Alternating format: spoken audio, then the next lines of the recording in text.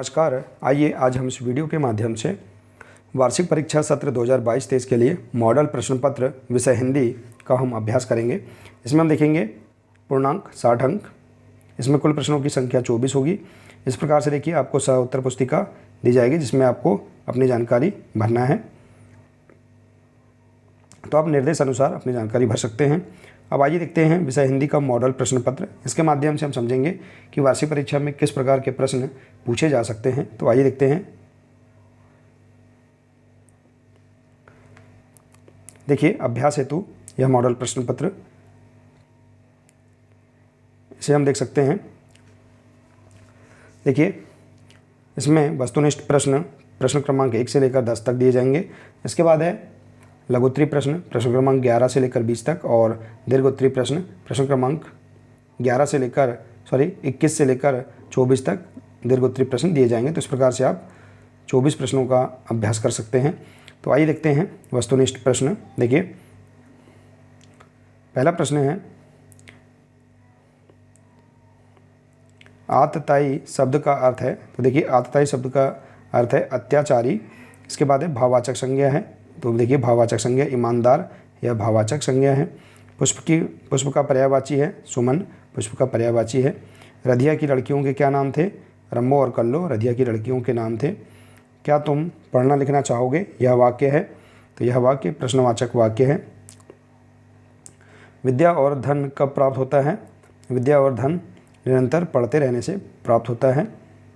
चंद्रशेखर आज़ाद बड़े होकर एक महान बने, क्रांतिकारी बने। बचपन शब्द में जुड़ा हुआ है। क्या जुड़ा हुआ है? बचपन शब्द में संज्ञा जुड़ी हुई है। इसके बाद देखिए डॉक्टर भीमराव अंबेडकर किस विभाग के मंत्री बने? तो यह रक्षा मंत्री बने। इसके बाद देखिए पर्यावरण सुधार करने के लिए डॉक्टर अब्दुल कलाम ने क्या कहा है कि 5 पेड़ लगाओ। तो इस प्रकार से आप देख सकते हैं यहाँ वस्तुनिष्ठ प्रश्न। इसके बाद है लघुत्तरी प्रश्न क्रमांक 11 से लेकर 20 तक। देखिए गौतम बुद्ध की वाणी कहाँ गूंजती है?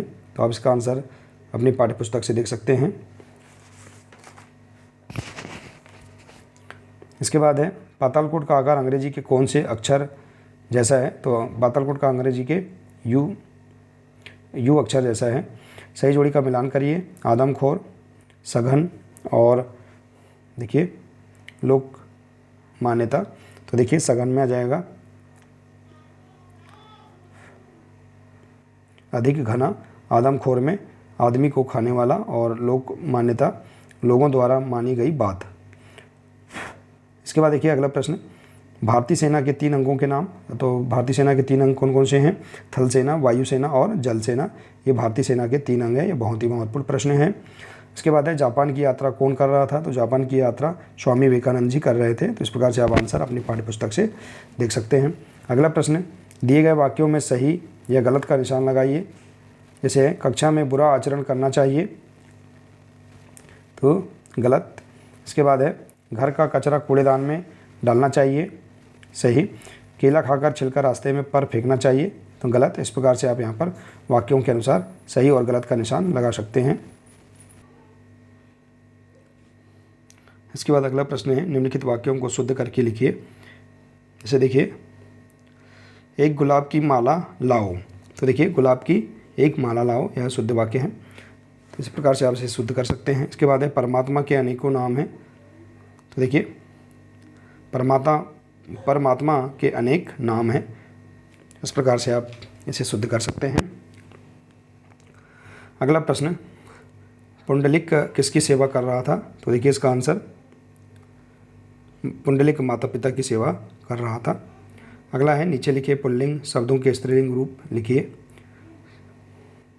सिंह, देवर और सेठ, तो इनके आप स्त्रीलिंग शब्द लिख सकते हैं।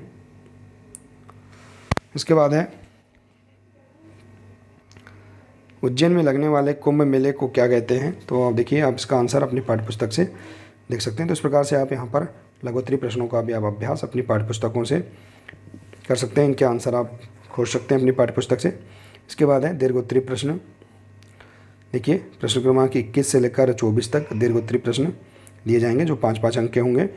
निम्नांकित पद्यांश पढ़कर प्रश्नों के उत्तर दीजिए। देखिए इस पद्यांश को पढ़कर आप प्रश्नों के आंसर दे सकते हैं।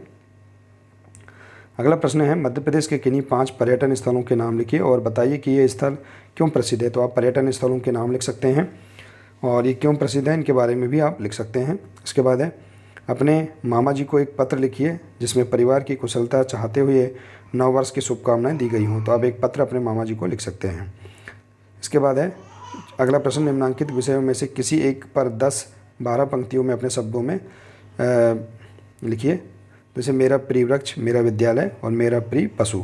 तो इस प्रकार से देखिए आप यहाँ पर इन प्रश्नों का अभ्यास कर सकते हैं। देखिए इस प्रकार से आप मॉडल प्रश्न पत्र का अभ्यास कर सकते हैं जिससे वार्षिक परीक्षा की तैयारी आप बेहतर तरीके से कर सकते हैं। इसी प्रकार के प्रश्न वार्षिक परीक्षा में पूछे जा सकते हैं।